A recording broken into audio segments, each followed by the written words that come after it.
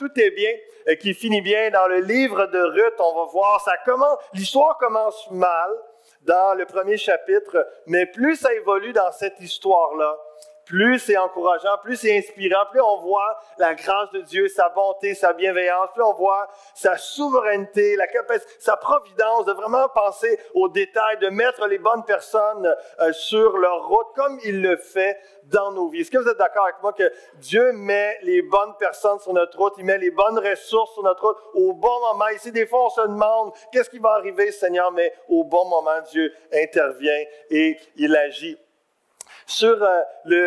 Concernant le livre de Ruth, Benjamin Franklin, qui est un inventeur, peut-être que vous avez un poêle Franklin chez vous, c'est lui qui a inventé ça. Il a inventé le paratonnerre, il a inventé différentes choses. C'est un homme d'État et inventeur américain. Donc, un incident qui est survenu avec lui illustre bien le charme et la beauté de ce livre. Pendant que Franklin servait à la cour de France, il entendit certains aristocrates dénigrer la Bible. Justement, notre frère Charles en parlait ce matin. Il y a des gens encore qui font ça aujourd'hui. Il entendit certains aristocrates dénigrer la Bible, affirmant qu'elle était indigne d'être lue, manquant de style, et ainsi de suite. Il n'était certes pas croyant lui-même, mais sa jeunesse passée dans les colonies américaines lui avait fait connaître l'excellence littéraire de la Bible et il décida donc de jouer un petit tour au français. Il copia le livre de Ruth à la main en changeant tous les noms propres en noms français. Puis, il lut son manuscrit devant un auditoire distingué. Ils furent tous saisis d'admiration devant l'élégance et la simplicité de cette histoire touchante. Charmant! Mais où avez-vous trouvé ce chef-d'œuvre de la littérature, Monsieur Franklin? Cela vient de ce livre que vous méprisez tant, répondit-il, la Sainte Bible. À Paris, ce soir-là, certains devinrent rouges de confusion, tout comme cela devrait se produire dans notre société actuelle qui, faute d'étudier la parole de Dieu, demeure bibliquement illettrée. Est-ce que vous êtes d'accord avec moi que dans la Bible, il y a toutes sortes de belles histoires, de beaux récits inspirants, mais vrais, authentiques, que Dieu a fait en sorte qu'il est toujours l'auteur principal. Et comme dans ce livre de Ruth, et c'est vraiment touchant et bénissant, un simple livre, simple récit, 4 chapitres, et on termine ce matin. Dans les 3 premiers messages, on a vu, vous ne savez pas ce que vous ne savez pas. Dieu est à l'œuvre même dans nos souffrances. Dans le deuxième message, on a vu que Dieu a un chapitre 2 décrit pour nos vies, comme pour la vie de Ruth et Noémie. Dieu est bienveillant.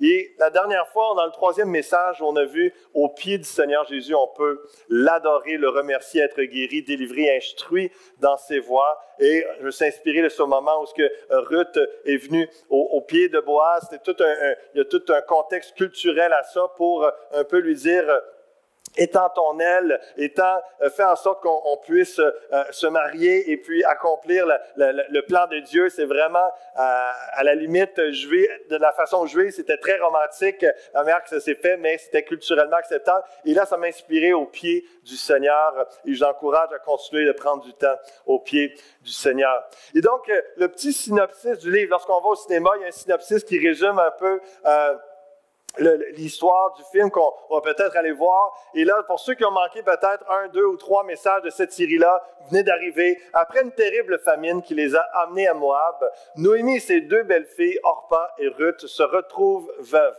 La famine étant terminée, Noémie décide de retourner dans sa ville natale, Bethléem, et quitte Moab. Ruth, la Moabite, s'engage à la suivre, elle et son Dieu, à la vie, à la mort. Arrivé à Bethléem, Dieu permet dans sa providence une rencontre avec Boaz, un riche et proche parent qui a à cœur de prendre soin d'elle. Ce n'est pas un film d'Hollywood, c'est une histoire que Dieu a produit par le fait qu'il est intervenu dans la vie de gens. Donc, on va prendre le temps dans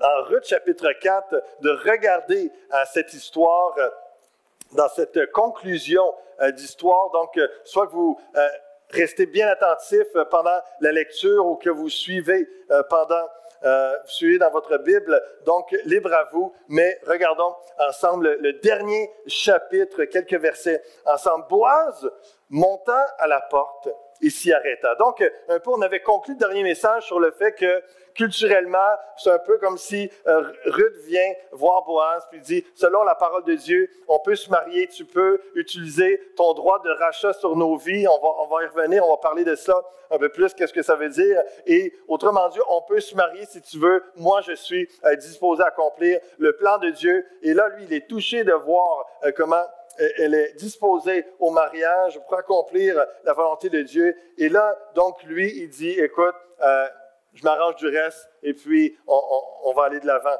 Et là, c'est là que l'histoire continue au chapitre 4. Boaz monta à la porte et s'y arrêta. Or, voici celui qui avait droit de rachat et dont Boaz avait parlé vint à passer. Parce que Boaz, c'était le proche parent. Il avait le droit de prendre soin de Noémie, et puis sa proche parent était parent de Elimelech, son mari qui était décédé, et puis Ruth, c'était la jeune Moabite qui est veuve et qui décide de quitter son pays, suivre Dieu, l'éternel Dieu, et puis de venir à Bethléem.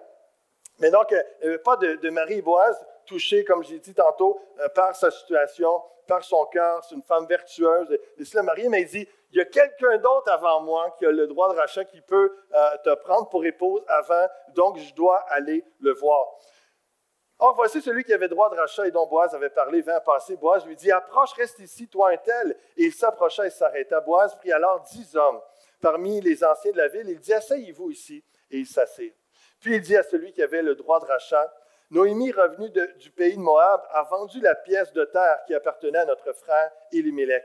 J'ai cru devoir t'en informer et te dire, acquiers-la en présence des habitants et en présence des anciens de mon peuple. Si tu veux racheter, rachète, mais si tu ne veux pas, déclare-le-moi afin que je le sache, car il n'y a personne avant toi qui ait le droit de rachat et je l'ai après toi. Il répondit, je rachèterai. Boaz dit, le jour où tu acquerras le champ de la main de Noémie, tu l'acquerras en même temps de Ruth, la Moabite, femme du défunt, pour relever le nom du défunt dans son héritage. Et celui qui avait le droit de rachat répondit, « Ah, je ne puis pas racheter pour mon compte, crainte de détruire mon héritage. Prends pour toi mon droit de rachat, car je ne puis pas racheter. » Je fais juste une petite parenthèse intéressante ici sur le fait que lorsqu'il voit la possibilité de racheter la terre, le terrain, donc lui, il voit un gain financier, il voit quelque chose d'intéressant. Donc, ah oui, ben oui, je rachète, pas de problème, je vais prendre mon responsabilité, il voit un gain. Et là, quand il voit qu'il y a une responsabilité et que le fait de marier Ruth, non seulement ce n'est pas juste le fait de prendre soin de cette femme-là, c'est que dans la loi du Lévirat, selon Deutéronome chapitre 25, c'est que lorsqu'il marie Ruth, le premier enfant qu'il va avoir, il le donne à la veuve d'Elimelech, Noémie. C'était ça la culture, pour honorer le nom du défunt. Il est mort sans avoir aucun enfant. Et donc, son héritage, une partie de son héritage va aller à ce fils-là qui ne sera pas à lui. Et là, quand il voit le sacrifice, quand il voit que là, oups, c'est un peu plus, là, il se retire. Et c'est quand même saisissant de voir que souvent, lorsque ça ne nous coûte pas trop cher, on est très willing, on veut beaucoup, on est prêt. Mais lorsqu'on voit qu'il y a un prix à payer, je ferme la parenthèse, je trouvais ça intéressant. Bon. Tu l'acquérais en même temps de la femme, Ruth, la Moabite, femme du défunt, pour relever le nom du défunt dans son héritage. Donc, il dit, ah non, là, je ne peux pas racheter, je vais trop perdre au change, là. Autrefois en Israël, pour valider. Donc, il dit, je ne puis pas racheter de crainte de détruire mon héritage. Prends pour toi mon droit de rachat, car je ne puis pas racheter. Autrefois en Israël, pour valider une affaire quelconque relative à un rachat ou à un échange, l'un ôtait son soulier et le donnait à l'autre. Cela servait de témoignage en Israël. Celui qui avait le droit de rachat dit donc à Boaz, acquiert pour ton compte, et il ôta son soulier.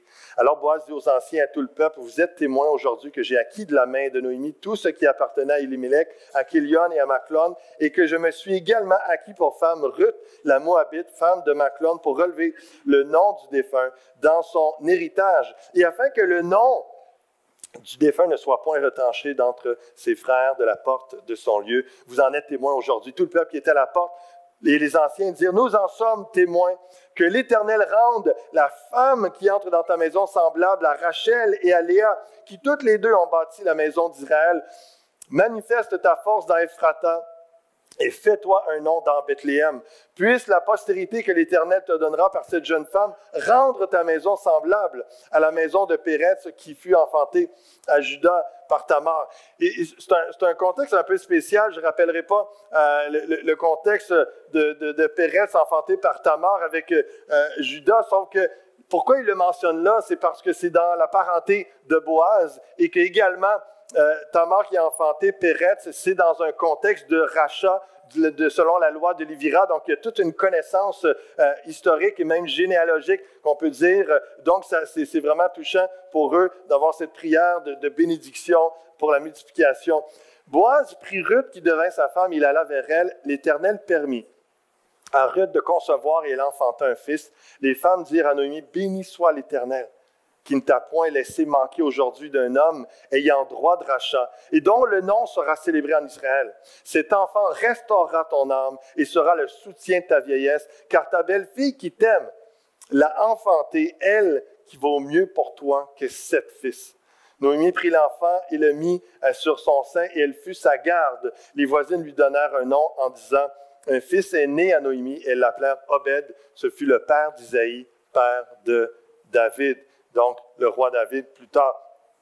Et c'est intéressant, comme je dis tantôt, Noémie prit l'enfant, le mit sur son sein et elle fut sa garde parce que c'était l'enfant, c'est elle qui allait l'éduquer, c'est l'enfant qui lui était remis, c'était l'honneur qui lui était redonné, c'était la grâce de Dieu, c'était la bénédiction. Après toutes des années de tristesse, Dieu venait racheter cette situation et la bénir. Donc, c'est vraiment quelque chose de saisissant au niveau culturel. Et quand je lisais ça aussi, ta belle-fille qui t'aime l'a enfantée, elle qui vaut mieux pour toi que 7 fils. Avec les 4 filles que j'ai, ça va être 28. C'est comme 28 fils, mais wow, c'est incroyable. Quelle bénédiction que Dieu m'a donnée. Donc, on regarde le mot qui revient à plusieurs reprises. Juste dans le chapitre 4, à 13 reprises, le mot rachat revient sous différentes formes, qui est le mot Gaal en hébreu, qui est différentes traductions pour affranchir, délivrer, sauver, le droit de rachat, vengeur, libérateur, rédempteur. Et c'est pour ça que ce matin, on va parler de la rédemption, on va parler du rachat, on va parler de Jésus, notre grand rédempteur. Qu'est-ce que ça veut dire?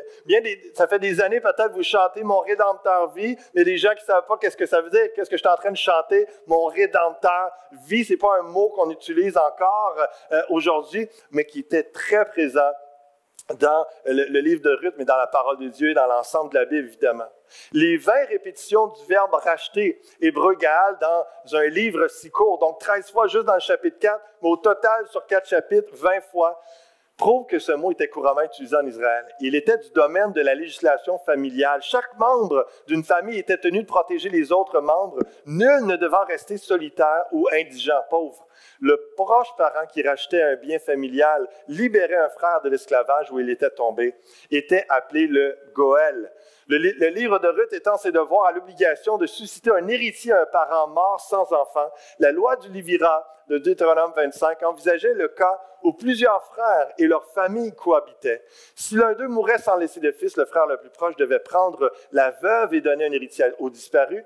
Ruth, n'ayant pas de beau-frère, c'était un parent plus éloigné de l'épouser, en affirmant, écoutez bien ceci, en affirmant qu'il y avait l'Éternel, c'est d'autres différents noms dans l'hébreu, était le Goël d'Israël, le libérateur d'Israël. L'Ancien Testament soulignait la promesse de son alliance. Cette promesse faisait d'Israël la possession du Seigneur. Il habitait au milieu de son peuple et était son divin parent, prêt à le délivrer, à le protéger. Ce livre spécifie clairement aussi que si le Goël seul avait le droit de rachat, encore n'était-il pas obligé d'en user. Par son acceptation généreuse, Boaz était un faible précurseur du grand Goël qui devait naître de lui, le grand libérateur, rédempteur, et c'est Jésus-Christ. On l'a chanté ce matin. Jésus n'était pas obligé de nous racheter. C'est ça qui est vraiment saisissant de voir son amour. Il l'a fait par un amour généreux, parfait envers sa parenté, l'humanité. Réalisez-vous combien vous êtes précieux, combien vous êtes spéciaux du fait que Dieu vous aime, il vous a choisi. Il n'était pas obligé de vous racheter. Il a décidé d'aller à la croix vous racheter. Dites à quelqu'un, tu es vraiment spécial, hein? Dites-le parce que Dieu t'aime. Parce que Dieu t'aime.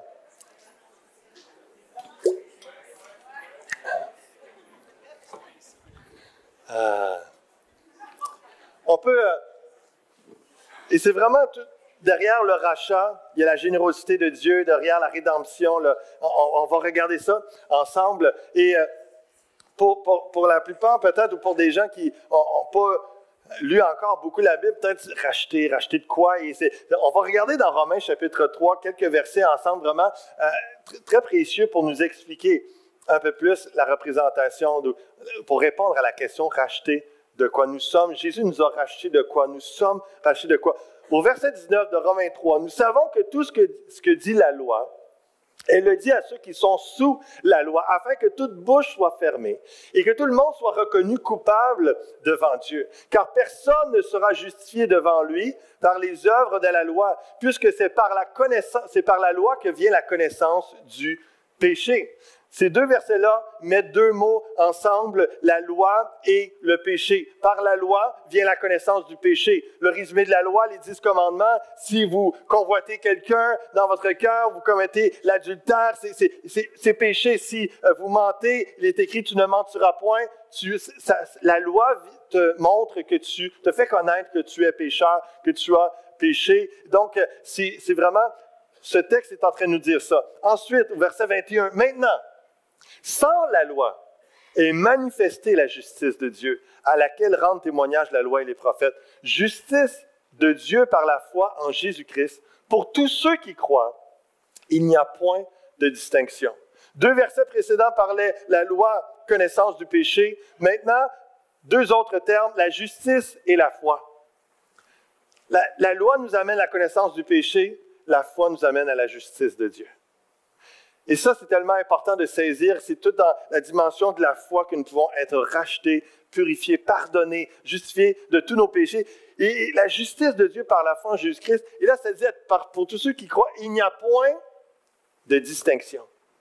Il n'y a point de distinction dans les deux sens, où le fait que tout le monde est reconnu coupable. La Bible nous dit au verset 23, « Tous ont péché, sont privés de la gloire de Dieu. » Donc, d'un côté, il n'y a pas de distinction. Dieu est fair, il est juste. On a tous péché, nous sommes tous pécheurs. Il n'y a pas de distinction également. Ils sont gratuitement justifiés par sa grâce, par le moyen de la rédemption, qui est en Jésus-Christ. Vous me suivez jusqu'à date? Donc, tous ont péché, sont privés de la gloire de Dieu.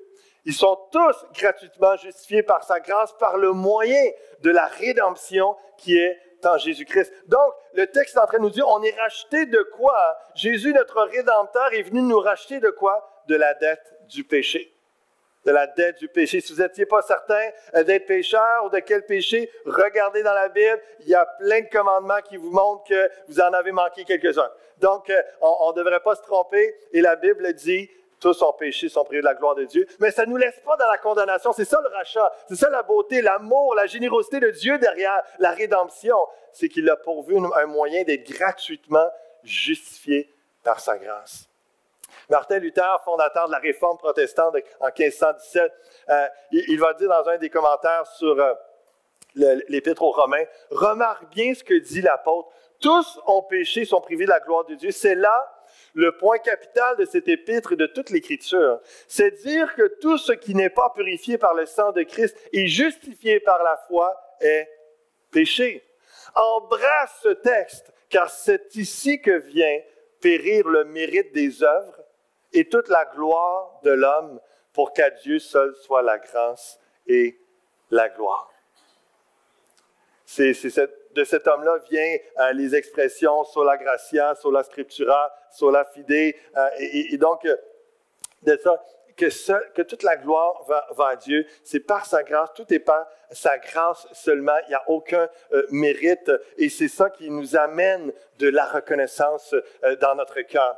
Donc, personne ne peut payer sa propre dette de leur péché. Tu peux finir par rembourser ta maison, tu peux finir par rembourser la dette de ton auto, de tes meubles, tes études, ton bateau et tout autre luxe, loisir, quoi que ce soit, mais jamais tu pourras rembourser toi-même la dette de tes péchés. Seul Jésus est suffisant pour te racheter.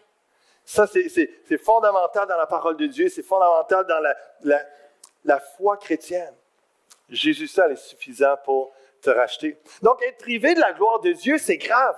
C'est grave. La rédemption en Jésus est essentielle pour la vie éternelle et pour retrouver l'image de Dieu. Lorsqu'il y a eu le péché d'Adam et Ève dans la Genèse, on voit qu'ils ont été séparés. La mort spirituelle a fait en sorte qu'ils ont été séparés de Dieu qui est vie, qui est juste, qui est éternel. Et ils ont commencé à entrer dans un dépérissement à cause du péché qui les a emmenés à la mort. Mais lorsqu'on vient à Jésus-Christ et qu'on est racheté, la gloire, la présence de Dieu, sa sainteté, ce qui nous couvre, comme Dieu a tué un animal et puis a revêtu pour recouvrir, pour redonner honneur, pour couvrir la honte de leur nudité. Adam et Ève, il a fait un sacrifice animal. Et c'est tout le symbolisme que Jésus s'est donné pour nous redonner honneur, enlever la honte de notre nudité devant Dieu par rapport à nos fautes, à nos péchés. On est séparés de Dieu. Mais la rédemption en Jésus est essentielle pour la vie éternelle. Et la rédemption de Jésus en notre faveur nous rend juste face à Dieu à l'égard de nos péchés. Un pécheur non racheté, non justifié ne peut être en présence de Dieu. Donc, vous comprenez bien que lorsque ça dit « tous ont péché, sont privés de la gloire de Dieu », c'est grave, c'est fondamental de pouvoir saisir la grâce de Dieu par le Fils de Dieu, Jésus-Christ, vraiment de venir être racheté. Donc, Jésus seul était sans péché. Jésus n'a pas été justifié. Pourquoi? Il est la justification. Jésus n'a pas été racheté. Pourquoi? Il est le Rédempteur. Et ça, il y en a juste un. Il n'y a personne de comparable. On le chantait en plus ce matin. Il est sans égal, il est sans rival. Jésus est unique. Il est le seul homme-Dieu qui est venu sur terre donner sa vie. Le mot grec « rédemption » dans le texte qu'on vient de lire, c'est « apolutrosis », qui cette fois a été traduit par rédemption, 2 fois par le mot délivrance, 1 fois par le mot rachat, sur 10 occurrences, 10 apparitions de ce mot-là dans le Nouveau Testament. Et lorsque Paul l'utilise, il parle à l'Église de Rome, il parle aux Romains, et il utilise le mot apolutrosis pour parler de la rédemption en Jésus-Christ. Les gens comprennent qu'il parle d'une libération effectuée suite au paiement d'une rançon. Ce mot-là est toujours utilisé dans ce contexte-là. Donc, c'est quoi la rédemption, le rachat de nos péchés? C'est la libération. On a été libérés et ça a été effectué suite au paiement d'une rançon. On était esclaves de nos péchés, condamnés à la mort, condamnés à la séparation de Dieu pour l'éternité parce que Dieu est parfait et saint. On ne peut pas avoir de contact avec un être humain pécheur. Mais il y a eu un acquittement. Il y a eu qui aimerait être libéré de ses dettes, hein? Mais vous êtes libérés de toutes vos dettes spirituelles face à Dieu en Jésus-Christ. Libération effectuée suite au paiement d'une rançon, ça, c'est la rédemption.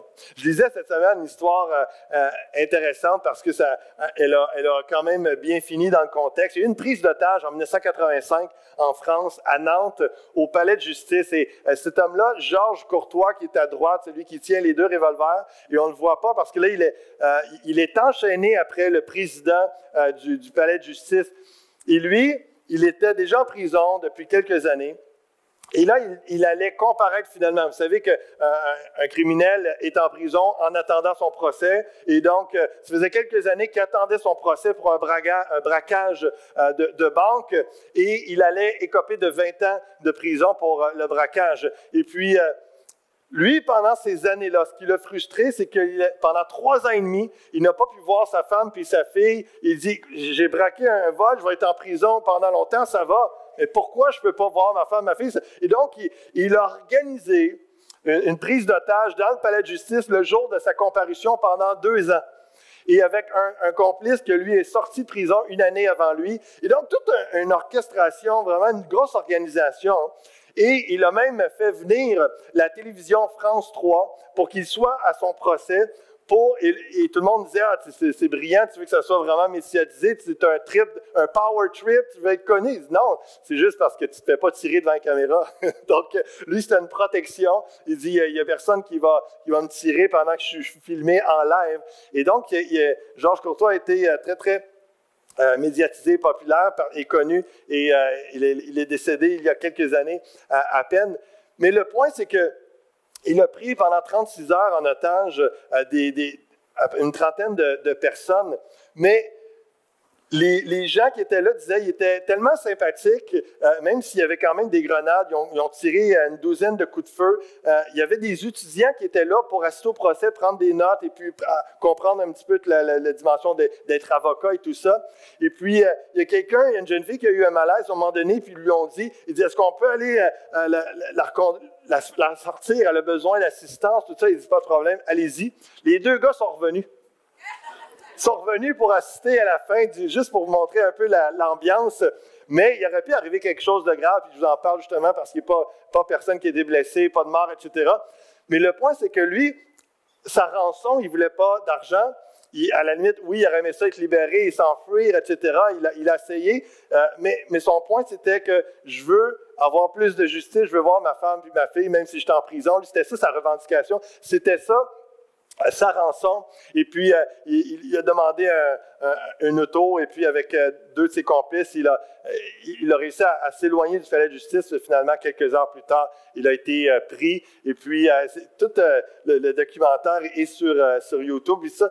Mais le point, c'est qu'il a obtenu finalement sa rançon, ou dans un certain sens, même s'il a écopé de 20 ans de prison pour son braquage, la prise d'otage, mais ce n'est pas additionnel en France. Donc, ça a juste effacé son braquage, puis il a été 20 ans, condamné à 20 ans. Mais le point, c'est qu'il avait demandé une rançon, et puis il l'a eu. Et c'est une histoire assez cute, dans un certain sens, parce que ça a bien fini, puis, mais imaginez que cette personne-là, Mikasa, est entre les mains de l'ennemi. Prise d'otage, et puis Satan qui tient cet être humain entre les mains, qui dit à Jésus, je vais toutes les tuer, je vais toutes les faire sauter, c'est vraiment, c'est comme, et puis moi je veux juste, la Bible nous dit que dans Jean 10, que Satan est là pour tuer, égorger et détruire. Lui, ce qu'il veut, c'est votre mort. Il veut la mort des Grambiens, il veut la séparation des humains pour l'éternité avec Dieu. Il veut juste, c'est ça. Il tient en otage l'humanité. Et puis, Jésus vient comme médiateur, négociateur. Puis il dit, qu'est-ce que tu en penses si je viens prendre la place de l'humain? Prends ma vie, laisse partir cet humain, laisse partir cette personne-là, laisse-la partir, puis je vais venir. Et là, le diable, hey, je vais tuer le Fils de Dieu. C'est merveilleux, ça. Il était tout content. Fait qu'il a laissé partir l'humain pour prendre Jésus à la place. Et puis c'est ça que ça a donné. Jésus mort sur la croix, qui est venu racheter, qui est venu payer la rançon pour que l'humanité soit libérée. Et lorsqu'on place notre foi en Jésus-Christ, on est libéré. Libérer la dette de nos péchés, libérer de cette séparation de Dieu, on peut être pardonné, purifié. Jésus est notre seul rédempteur qui nous rachète de nos péchés en payant la rançon de notre libération. C'est ça la rédemption. C'est ça que ça veut dire être racheté de nos péchés, avoir goûté la rédemption en Jésus-Christ. Et la Bible nous dit un peu encore, elle l'a déjà dit, puis elle le répète, racheté seulement par la foi en Jésus. C'est lui que Dieu a destiné à être par son sang pour ceux qui croiraient, victime propitiatoire, le sacrifice, la rançon, afin de montrer sa justice parce qu'il avait laissé impunis les péchés commis auparavant au temps de sa patience. Il montre ainsi sa justice dans le temps présent, de manière à être juste, tout en justifiant celui qui a la foi en Jésus. Jésus-Christ permet de satisfaire la colère de Dieu dans sa sainteté. Il est juste, il a besoin de justice. Jésus était juste, il s'est offert comme la rançon parfaite. Et il permet que nous soyons justifiés et il permet que nous soyons libérés. Et donc, justifiant celui qui a la foi en Jésus. Justifiant celui qui a la foi en Jésus. C'est ça la différence entre ceux qui ont connu, qui ont goûté à la rédemption en Jésus-Christ. Parce que la Bible dit qu'il n'y a pas de distinction. Tous ont péché Et tous sont gratuitement justifiés par le moyen de la rédemption, mais il dit à condition de la foi. À condition de la foi.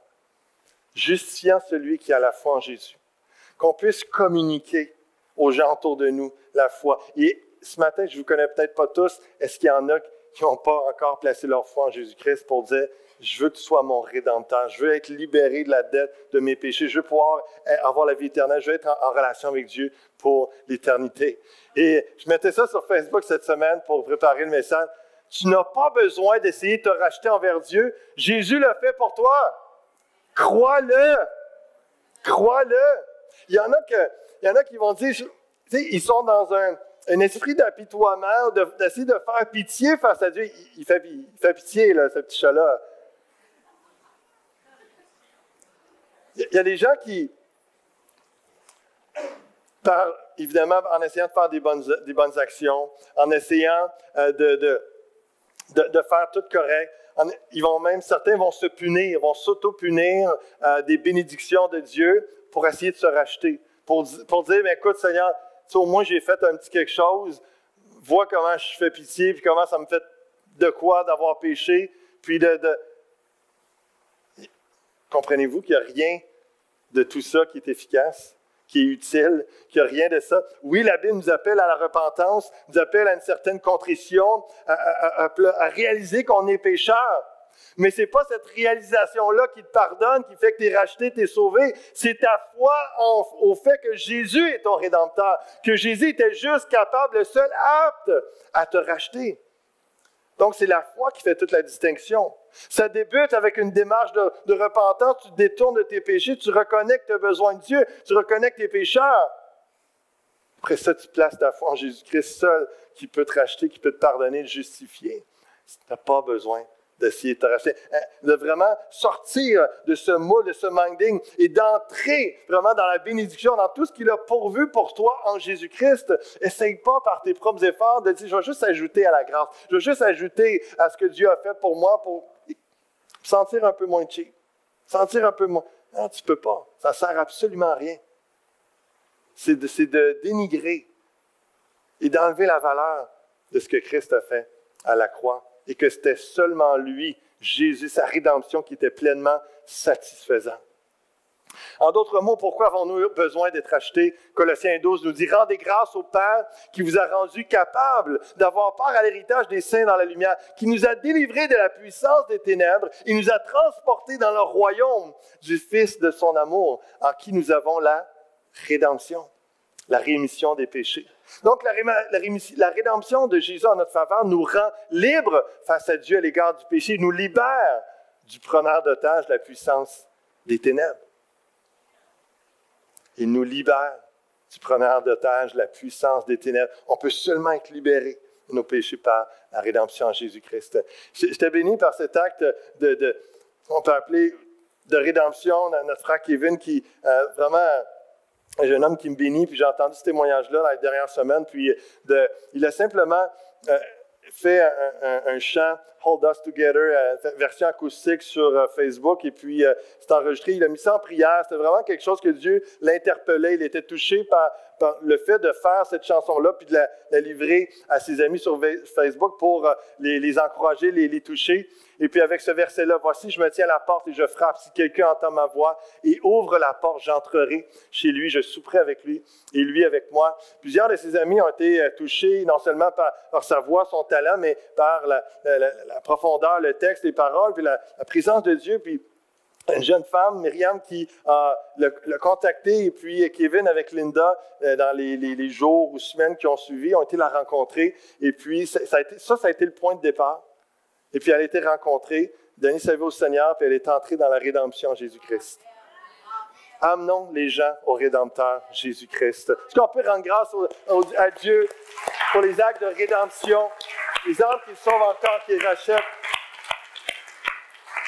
Il y a quelques semaines qu'elle s'est joint à l'Église, puis j'étais là, béni. C'est des fois des petits gestes d'être obéissant à Dieu, dans l'optique d'emmener les gens à Jésus.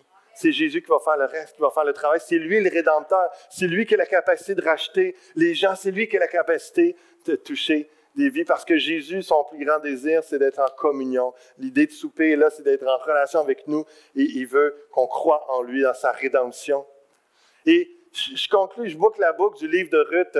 Ça termine avec la généalogie. Je l'ai parlé un peu, ça nous a fait réaliser que Ruth, c'est l'arrière-grand-mère du grand roi David. Obed, l'enfant de Ruth, fut le père d'Isaïe, père de David. Dans cette courte indication qui termine l'histoire de Ruth, l'auteur révèle, nous n'en pouvons douter, la raison pour laquelle il l'a raconté. Ruth était l'arrière-grand-mère du plus grand roi d'Israël, David, et il était intéressant pour tout le peuple de savoir comment elle était devenue. Nous connaissons la suite de l'histoire qui nous montre que Ruth, la Moabite, est également dans la lignée du roi des rois rédempteur, Jésus-Christ, par la bienveillance de Dieu. Et nous faisons partie de cette lignée du Christ par la grâce de notre Dieu et par notre foi en notre libérateur, rédempteur, Jésus-Christ. Est-ce que c'est parce qu'on est dans la lignée du roi des rois et on est dans la lignée du Fils de Dieu parce qu'on a fait des bonnes choses, des bonnes actions, puis on n'est pas si mauvais que ça? Non! Parce que nous avons placé notre foi en le seul juste, le seul rédempteur, le seul libérateur, Jésus-Christ. Je vais inviter les musiciens qu'on reprenne le chant, Homme de douleur. On va chanter, on va louer le Seigneur pour sa rédemption. Et je vais terminer avec cette généalogie dans Matthieu chapitre 1, justement, qui nous montre la grâce de Dieu, de sa rédemption. Là où le péché abonde, la Bible nous dit la grâce surabonde. Et juste dans la généalogie qui nous amène à... L'Évangile de Matthieu introduit évidemment la naissance et tout le récit de la vie de notre Sauveur rédempteur Jésus-Christ. Et ça commence avec la généalogie de où il vient. Au verset 5, en Matthieu 1, Salmon engendra Boaz de Rahab. Boaz, sa mère, c'était Rahab, une prostituée, qui, dans la ville de Jéricho, quand les Israélites sont venus envahir Jéricho, elle a dit, écoutez, moi je vais vous aider, je reconnais que c'est votre Dieu qui est le vrai Dieu, l'Éternel. Elle se convertit à Dieu, mais elle était une prostituée. Boaz engendra Obed de Ruth. Ruth était une Moabite. Elle ne faisait pas partie du peuple de Dieu avant. Elle adorait d'autres dieux. Et finalement, en épousant son mari qui était juif, qui était croyant en seul vrai Dieu, et là, on est dans l'Ancien Testament, il faut comprendre. Et là, elle suit Noémie, même après le décès de son mari. On voit qu'elle se convertit à Dieu, elle place sa foi en Dieu seul, le créateur du ciel et de la terre, et puis elle le suit. Obed engendra Isaïe, Isaïe engendra David, le roi David engendra Salomon de la femme d'Uri. David a été le plus grand roi, mais il a commis des abominations aussi, comme l'adultère avec la femme d'Uri, Bathsheba, et pour cacher ça, il fait tuer Uri. Est-ce que vous réalisez qu'il est dans la lignée du Fils de Dieu, comme Rahab, comme Ruth, comme Obed, comme Salomon, Et c'est juste quelques extraits. Jacob, au verset 16, Jacob engendra Joseph, l'époux de Marie, de laquelle est né Jésus, qui est appelé Christ. Est-ce que vous comprenez que eux, qui sont dans la Bible, avaient besoin de la rédemption de Dieu? Combien de nous aussi? Et de la même façon, je dirais, nous avons besoin aussi de la rédemption en Jésus-Christ et qu'on a eu besoin de cela. Pour certains, c'est depuis des années, c'est fait. Gloire à Dieu. Mais j'aimerais que vous puissiez être dans la reconnaissance encore, cet acte de beauté, de bonté. Et vraiment, on avait besoin de cette rédemption-là. Et que c'est un Dieu de grâce, peu importe ce que vous avez fait, peu importe ce que vous avez commis comme péché, quel commandement, quelle loi vous avez enfreint dernièrement ou depuis votre jeunesse, il y a une grâce, il y a un pardon, il y a une miséricorde de Dieu. Jésus a payé le prix à votre place pour que vous soyez pardonnés, que vous soyez rachetés. C'est la grâce de Dieu. Comment a-t-il racheté nos âmes? Juste avant qu'on chante ce chant, qu'on fasse une prière ensemble. Hébreux chapitre 9, verset 11 nous dit « Christ est venu comme souverain sacrificateur des biens à venir. Il a traversé le tabernacle le plus grand et plus parfait qui n'est pas construit de main d'homme, c'est-à-dire qui n'est pas de cette création. Il est entré une fois pour toutes dans le lieu très saint. » C'est une façon contextuelle avec la loi juive de l'époque, mais de réaliser comment, lorsqu'il est venu mourir sur la croix, c'est ça qu'il a fait. Il est entré une fois pour toutes dans le lieu très saint, non avec le sang des boucs et des veaux, mais avec son propre sang. ayant obtenu une rédemption éternelle. Non seulement Jésus à la croix vous pardonne, il vous rachète de tous vos péchés, que vous n'avez pas besoin d'essayer de vous racheter vous-même envers Dieu, d'ajouter à ce qu'il a fait, mais ce n'est pas juste bon pour quelques années, ce n'est pas juste une garantie 5 ans limitée, c'est pour l'éternité. C'est une rédemption éternelle. Car si le sang des taureaux, des boucs et la cendre d'une vache répandue sur ceux qui sont souillés, comme le faisaient avant, les Juifs faisaient des sacrifices. Dans l'Ancien Testament, on voit ça. Sanctifie, procure la pureté de la chair. Combien plus le sang de Christ, qui par l'Esprit éternel s'est offert lui-même, sans tache à Dieu, purifiera-t-il votre conscience des œuvres mortes, afin que vous serviez le Dieu vivant. Combien plus le sang de Christ, qui par l'Esprit éternel s'est offert lui-même sans tache à Dieu, purifiera-t-il votre conscience des œuvres mortes, afin que vous serviez le Dieu vivant. On peut vraiment passer du royaume des ténèbres au royaume de lumière dans l'amour du Fils de Dieu et de vraiment être là pour vivre, pour servir le Dieu vivant. Mais il y a besoin de rédemption avant. On a besoin d'être pardonné, purifié, que notre rançon soit payée. Et c'est en Jésus-Christ. Lorsqu'on place notre foi en Jésus-Christ, ça prend place. Je veux juste rappeler, avant qu'on prie ensemble, notre Rédempteur est vivant, il est éternel. Et ce matin, je vais demander de fermer vos yeux, juste avant qu'on chante le chant. Comme je disais tantôt, il y a peut-être des gens qui sont ici pour les premières fois ou que je ne connais pas, puis juste à main levée, ceux qui n'ont pas pris encore cette décision-là ou que vous ne l'aviez pas compris, vraiment, qu'est-ce que la rédemption, qui est Jésus votre Rédempteur, ce qu'il a fait pour vous, qui veut que Jésus soit son Rédempteur? Juste, s'il y en a ce matin que c'est votre cas, peut-être que vous avez déjà tous pris la décision, mais peut-être pas. Je veux donner l'occasion à quelqu'un. Juste lève ta main, en ce moment même. Si quelqu'un...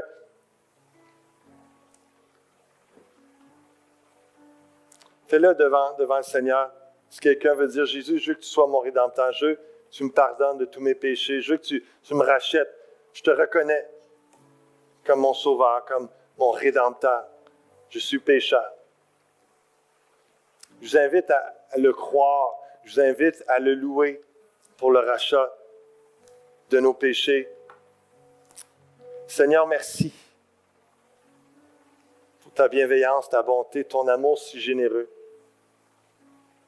Tu n'étais pas obligé de le faire. Et par amour pour nous, tu t'es donné. Tu as payé la rançon de la dette de nos péchés. Merci, Jésus. Tu es mon Rédempteur. Tu es mon libérateur, le seul. Tu as pardonné tous mes péchés, tu m'as purifié. Et comme c'était le cas d'une femme comme Rahab ou comme Ruth, ou d'un homme comme David, Seigneur, tu nous pardonnes tous nos péchés, alors qu'on vient à toi et qu'on place notre foi en toi, Seigneur Jésus.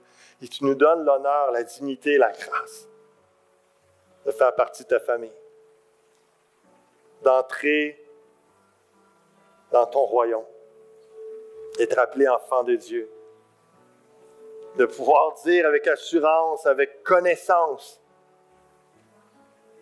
tu es mon Rédempteur vit. Alléluia. Sois loué, sois glorifié, Seigneur Jésus. Je prie que tu nous utilises de semaine en semaine pour ramener les gens à toi, le Rédempteur, afin qu'ils soient pardonnés, afin qu'ils soient libérés de leurs dettes. Utilise-nous, Seigneur Dieu, et multiplie les histoires comme avec Myriam. Multiplie ces histoires, Seigneur.